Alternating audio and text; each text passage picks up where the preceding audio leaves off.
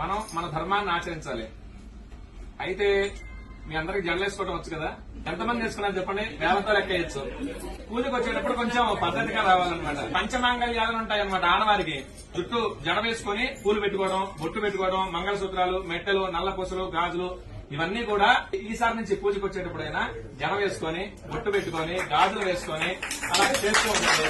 ఎందుకంటే మన ధర్మాన్ని మనం కాపాడాలి. ఇప్పుడు మీ పిల్లలకు చెప్పాలనుకోండి, మీరేం చెప్తారు? ఇప్పుడు చెప్పబోయేది ఏంటంటే, మీ పిల్లలకి ఇప్పటి నుంచే సంస్కృతి సాంప్రదాయాలు నేర్పండి. ఇప్పటి నుంచి నేర్పకపోతే తర్వాత వాళ్ళు అలవాటు పడరు. ఇప్పుడు నేను కొన్ని పూజలు చేయడానికి వెళ్ళినప్పుడు వీళ్ళు పెద్దవాళ్ళు ఇక్కడ పూజ చేస్తూ ఉంటారు, పిల్లలు ఏమో బెడ్రూమ్ లోకి వెళ్ళి ఫోన్ నొక్కుంటున్నారు, టీవీ చూస్తూనే ఉంటారు. వాడి నుంచి పూజ దగ్గర కూర్చోమంటే కూర్చోడు. చిన్నప్పటి నుంచే ప్రయత్నపూర్వకంగా వాళ్ళతోటి స్తోత్రాలు గాని, శ్లోకాలు గాని, అసలు గుడి అంటే ఏంటి, పూజలంటే ఏంటి మనం తెలుసుకొని వాళ్ళకి తెలియజెప్పాలన్నమాట. అలా చేస్తే వాళ్ళు సంస్కారవంతులు అవుతారు. చదువు 30% ఉన్నా మిగతా 70% సంస్కారం ఉండాలి. ఆ సంస్కారం వల్లనే చివరి దశలో వాళ్ళు మనం చూసుకోగలిగేది అనమాట. వృద్ధాశ్రమాలు ఎందుకుంటున్నాయంటే పిల్లల్లో అవగాహన లేక, పెద్దవాళ్ళు చెప్పక.